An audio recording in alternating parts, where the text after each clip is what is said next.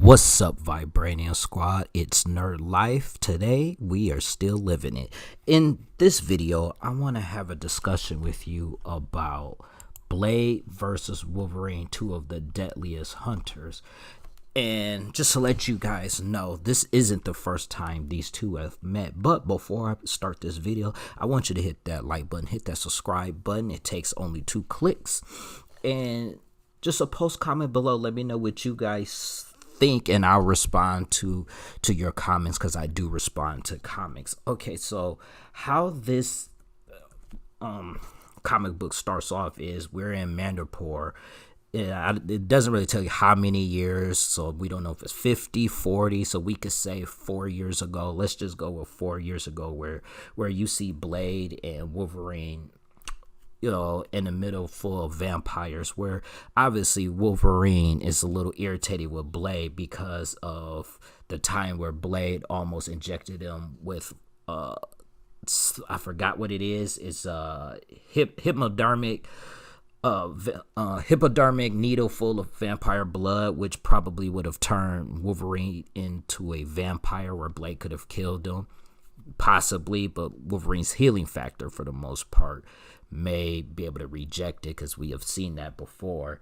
And then in this battle, you see them killing and slashing a whole bunch of vampires, so it's like nothing really too out of the ordinary for Blade. With Wolverine, just a little bit surprising, because he's not known to fight vampires. But they're at this temple, and this temple is, I want to say, believed to be the Creed's base of operation, is what it appears to be. And in this, we see that Wolverine gets a chunk of his shoulder ripped out from him. And what Wolverine is explaining why he's there, and the reasoning he's there, is because for some odd reason that the vampires had kidnapped one of his friend's daughters to sacrifice her in some form of ritual. And even though the part that matters is the fact that he got his shoulder cut out, that part is going to be important. That will show up later in the comic book for those who have not seen this comic book. But for those who have, just bear with me. During this time, Wolverine slices up all the vampires as well, while Blade sits there and smile. Normally you don't see Blade smile, but in this instance he smiles. And one of the things to show you some of their history together is that Blade pretty much tells him that to remind him never to piss him off, and Wolverine says again, and Blade said yeah, because for those who don't know, one of the things he might be referring to is the time that Jubilee got turned into a vampire, and Blade without hesitation would have killed Jubilee, but Wolverine pretty much told Blade he has to go through him to get to Jubilee. And Blade ended up leaving it alone, saying that she's the X-Men's problem, and they end up finding a cure for Jubilee. But that's one of the things that I want to say Wolverine was referring to. And I think this is like the best part of the comic book, where Blade pretty much says that they're going to torch a place, and they brought some marshmallows, and Wolverine's like, dude, that's like an old joke.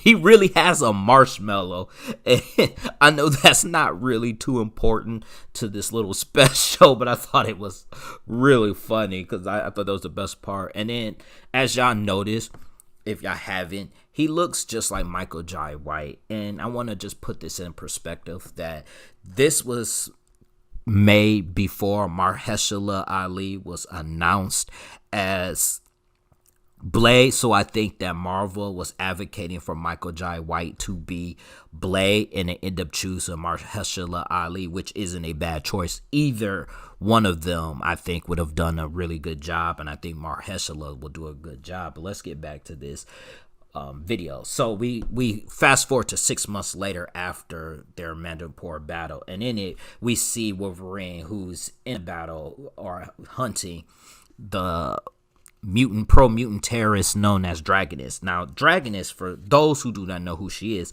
she's not a new character. She's been around for a while. Her real name was Tamara. I can't remember the last name, but her first appearance was New Mutants issue number 3. For those who want to read it, to just touch up on who she is, you read Fat, and you can read some X-Force that she has appeared in.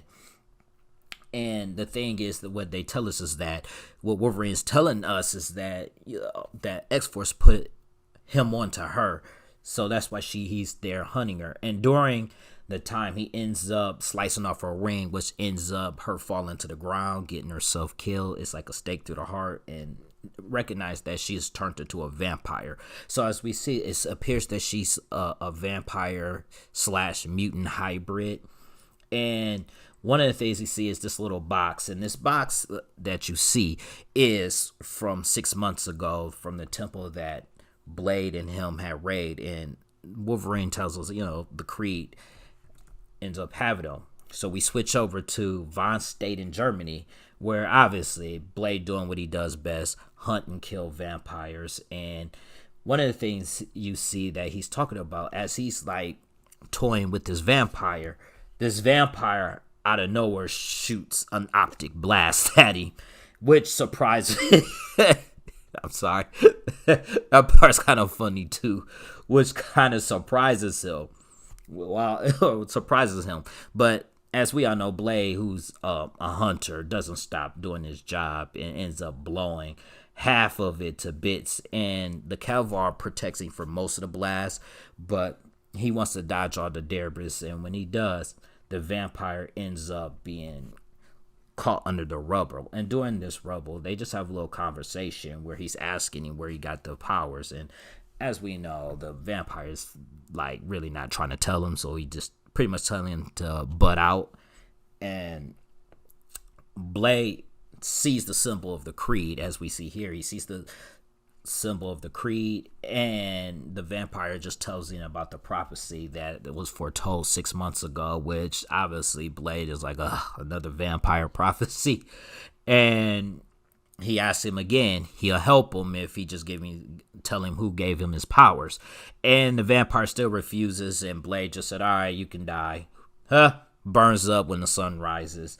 So we go to Greenwich Village of New York, where Wolverine brings the little box to Doctor Strange. For those who don't know, Doctor Strange's older stories from the 80s and I want to say the 80s and 90s was a horror type comic book where he dealt with demons. And this is the time where Doctor Strange had an immeasurable type of magical power. While he's the Sorcerer Supreme now, he's not the Sorcerer Supreme like Naruto is the Hokage. He's not like that per se. It's just a title for whatever he needs it to be. And during this, I want to say, time of their conversation, they talk about how, the vampire, the Creed is like a religious cult that they worship their god, their Messiah, I should say. Messiah, who is dubbed Vargas, who, again, is just like, it's their version of Jesus. And what we end up learning is that, it seems to be some type of prophecy that's going on at the moment. Not really sure as of now, but we're going to switch it over to the fact that we see like a little encryption there. And during the encryption, you see like a little photograph. Now, this photograph is also somewhat important because it's foretelling what is about to happen. And one of the things that Wolverine tells Doctor Strange is that he does recognize someone in his Blade, obviously. So he's already knowing that Blade has something to do with Vargas. And then we switch over to Blade, or I should say Michael Jai White, having someone upside down. And the guy's name that he says is Desmond. So he has Desmond upside down. And this is funny. To me, I'm sorry, this book is supposed to have been serious, but it's actually kind of like there's certain aspects of this that is actually kind of funny. But one of the things is that as he had him upside down, he was like, "Dog, you didn't tell me that these vampires got extra special abilities." And Desmond is telling him what he just thought it was a rumor. So what the Kree was doing around this time is they was going around kidnapping mutants, and it seems to be breeding with the mutants. And by breeding with them, they're creating a new form of vampire mutant hybrids. So I shouldn't say breeding, I should say turning. They were turning mutants into vampires, and because of that, so if a mutant and a vampire have a baby, it will be born with that power, which he says that vampire was born with that power. And because of that, Varkus, we learn, is like a mutant. I guess he's like a vamp mutant. And so we're going to switch to Beliza Citra America, where Wolverine obviously is searching for, Varkus. And he talks about how killing Blade is not going to be fun for him. Because Varkus, as of right now, to Wolverine, Varkus is Blade. At the same time we're saying this, Blade is saying the same thing. It's disappointing that Wolverine is now Varkus and turned to a vampire, and he has to kill Wolverine. So one of the interesting things about this, though, is that this seems more like a pointless fight, and it's just more just to get them to fight and just save face for the title, Blade versus Wolverine, because in actuality, when you actually read this, they don't necessarily need it to fight. And the purpose is they both want to kill the Messiah, and they start fighting where they're gutting each other and slashing each other. But then when Blade throws his glaive, they stop the fight. So pretty much, like I said, it was a pointless fight because they end up stopping the fight. And Blade is like, "Well, I thought you was a vampire named Varkus," and Wolverine's like, "Well, I just thought you was Varkus." Again, it's like, dog, this wasn't really necessary for them to fight. Like I said, it was just some way to get them to fight. And he shows them, the encryption or the ancient scroll that says that the Messiah is they're supposed to fight each other, or that's how it looks. So to them, it's not making any sense. And then that's when we are now exposed to the real Varkus. So remember, I told you back earlier in the video that when he got his shoulder cut. So what the Kree ended up doing is cloning, using the chunk of shoulder they got from Wolverine. They end up cloning Wolverine and turning this clone into a vampire, which in turn created Varkus, so he looks just like a Wolverine. And again, they do a little fighting with Varkus, and Blade slashes up some vampires, so they out there killing the vampires or whatnot. And like I said, this is like a completely pointless battle per se, because Varkus was slashing Wolverine and they both attack, but they end up following what the prophecy meant, that one goes high, one goes low, and during it they end up killing him. Very short fight, and which is like disappointing, because in this type of one shot, I think they could have done a longer job with it. They could have just made it a 3-part series or something, or them hunting something else besides a vampire, just something a little different, because like this was like really too short for what it's worth. And we see Michael J. White blowing up the temple, and then they end up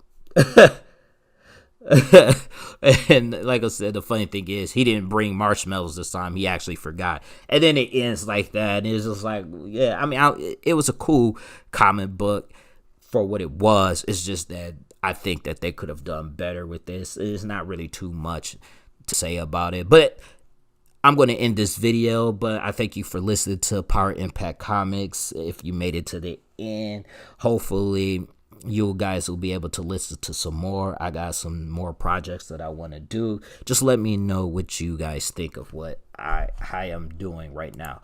Peace out, everyone.